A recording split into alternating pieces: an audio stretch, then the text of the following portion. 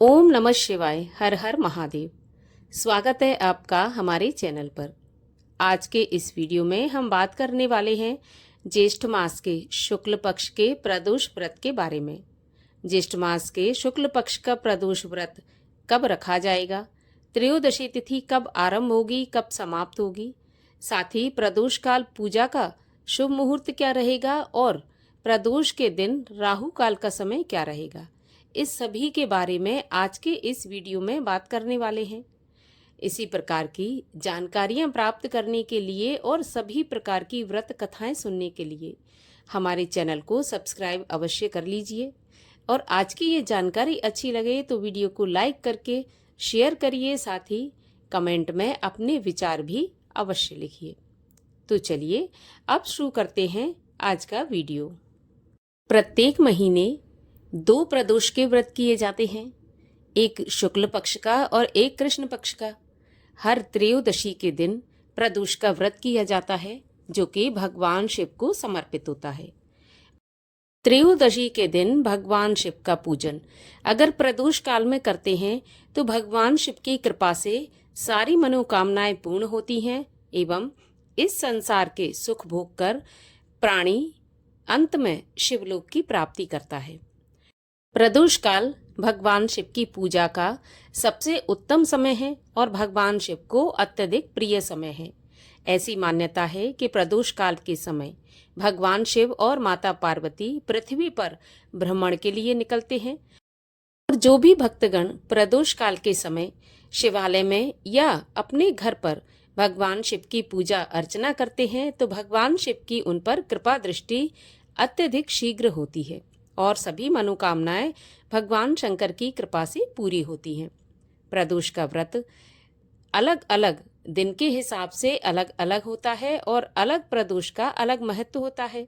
जैसे रविवार को होने वाले प्रदोष को रवि प्रदोष, सोमवार के दिन के प्रदोष को सोम प्रदोष, इसी प्रकार मंगल, बुध, बृहस्पति अलग दिन के अलग प्रदोष व्रत होते हैं और अलग अलग उनका फल भी होता है। प्रदोष के व्रत में व्रती को सुबह ब्रह्म मुहूर्त में उठने के बाद स्नान आदि से निवृत्त होने के बाद सूर्य भगवान को जल अर्पित करें। इसके बाद भगवान शिव की पूजा करें, अर्चना करें। सारा दिन मन में ओम नमः शिवाय का जाप करते हुए उपवास रखें।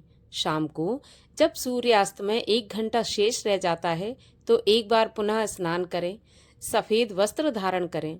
एक चौकी पर भगवान शिव और शिव परिवार की प्रतिमा या तस्वीर को स्थापित करें।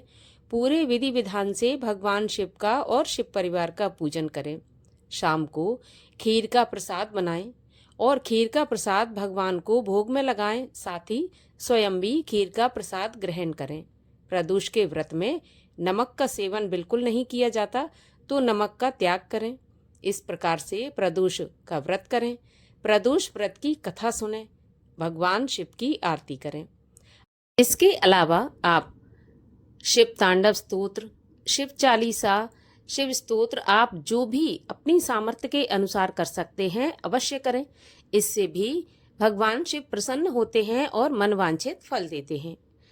इसके अलावा प्रदोष व्रत के कुछ नियम होते हैं, जैसे दिन में नहीं सोना चाहिए, किसी की चुगली नहीं करनी चाहिए, किसी की बुराई नहीं करनी चाहिए, क्योंकि इससे व्रत भंग होता है।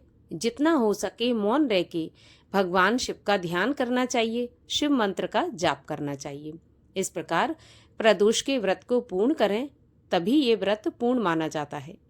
और अब जान लेते हैं कि ज्येष्ठ मास के शुक्ल पक्ष का प्रदोष व्रत कब रखा जाएगा। तो देखिए, त्रयोदशी तिथि प्रारंभ होगी 8 जून रविवार की सुबह 7:17 पर और त्रयोदशी तिथि समाप्त होगी 9 जून सोमवार सुबह 9:35 पर।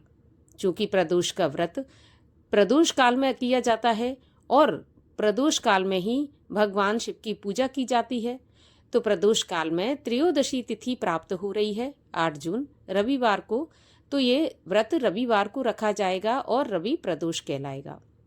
प्रदोष काल में पूजा का समय रहेगा शाम को 7:18 से रात्रि 9 बजे तक और 8 जून रविवार को राहु काल का समय रहेगा शाम 4:30 बजे से 6 बजे तक। और राहु काल के समय की गणना अशुभ समय में की जाती है, तो इस समय आप किसी भी शुभ काम या पूजा पाठ से बचें। इस प्रकार प्रदोष व्रत को पूर्ण करें। आशा करती हूँ ये जानकारी आपके लिए उपयोगी होगी। अगर आपको ये जानकारी अच्छी लगी हो तो वीडियो को लाइक करके शेयर करें और साथ ही चैनल को भी सब्सक्राइब अवश्य करें।